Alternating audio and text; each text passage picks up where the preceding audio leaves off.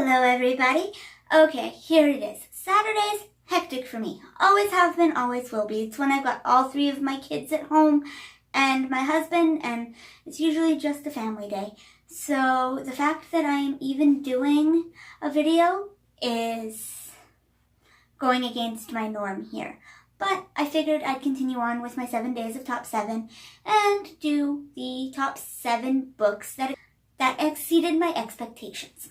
And those 7 books are, 1, my most recent read, which was The 7 Husbands of Evelyn, Hugo. And I got this one in my Novel Editions September box. I was definitely unsure that I was going to read this one because it just didn't seem like my usual read. But something in me decided, hey, I need to branch out. I picked it up, I read it, and I loved it. I did a full review on it on another video, and I can link it down below if you guys want me to. But I won't go into too much detail other than the fact that Evelyn's a movie star, Monique is a writer, Evelyn gets Monique to write her autobiography, Monique says yes, and the adventure begins. The next book that exceeded my expectations was The Pillow Book of the Flower Samurai. I am one who buys books because the title amuses me or because something about the title intrigues me.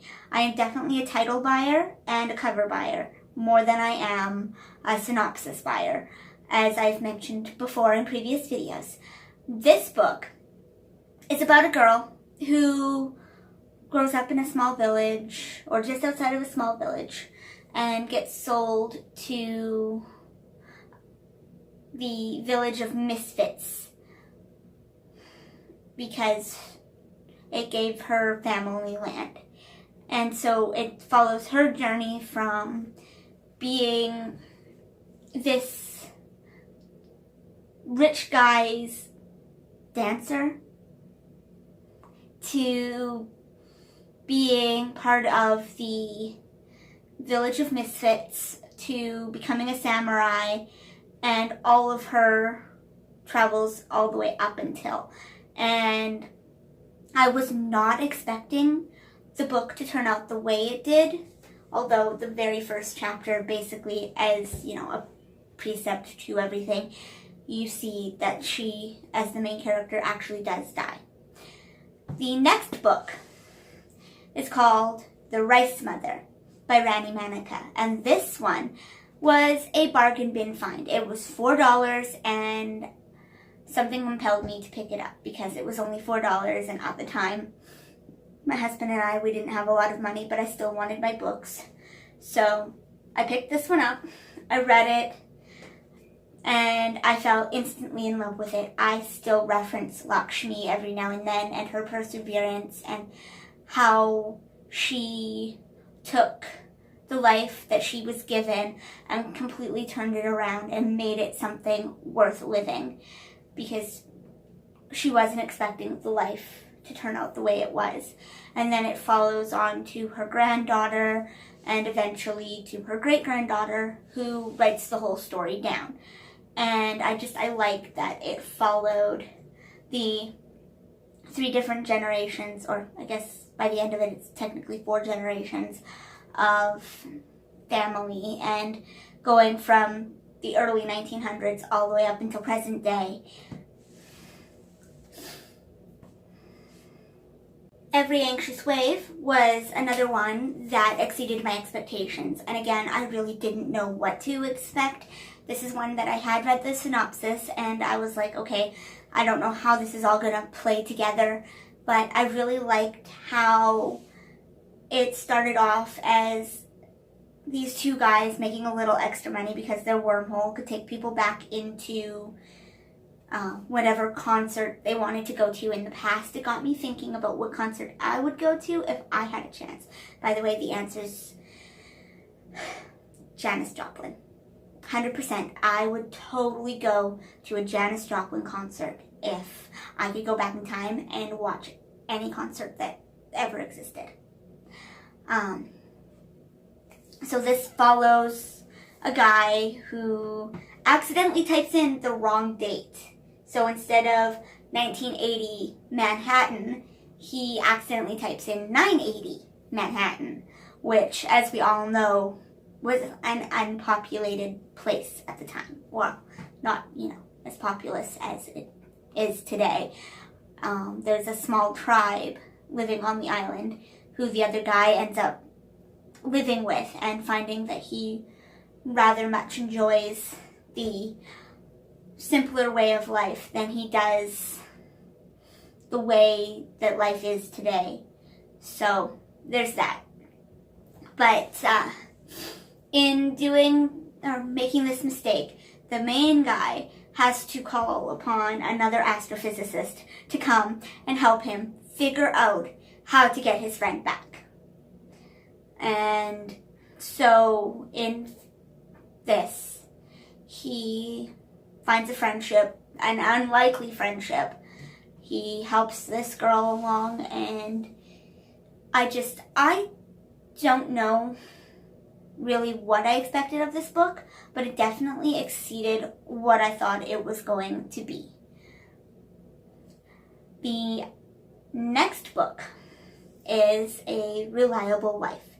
This book is about a guy who basically in the early 1900s, he puts an ad in a paper to find a wife. And this woman answers him and goes and lives with him and becomes his wife, all while trying to poison him. Not for the reason that you think, because, he's rich, and you'd think, hey, okay, she's going to poison him and take all his money. No, turns out she was poisoning him because she was actually the girlfriend of his son. But in living with him and caring about him, she ends up falling in love with him. So things happen, altercations happen, and at the end of it, she stops poisoning him and they go on to live a happy life. And I went into this book thinking, oh my goodness, not another romance novel. And it by far was not another romance novel. So there you have it. I really enjoyed this one. The next book I'm going to talk about is one that I actually had relatively high hopes for because I had already read Let's Pretend This Never Happened, and I really liked Jenny Lawson's writing. So when I picked up Furiously Happy, I had really high expectations for it already, and it definitely far exceeded the expectations that had been set in Let's Pretend This Never Happened. I love how she's witty and sarcastic, and she's so into her taxidermied animals, including Rory, who is the raccoon on the front cover of Furiously Happy. Jenny Lawson has quickly become one of my favorite authors, and I'm really hoping that she puts out another book sometime soon.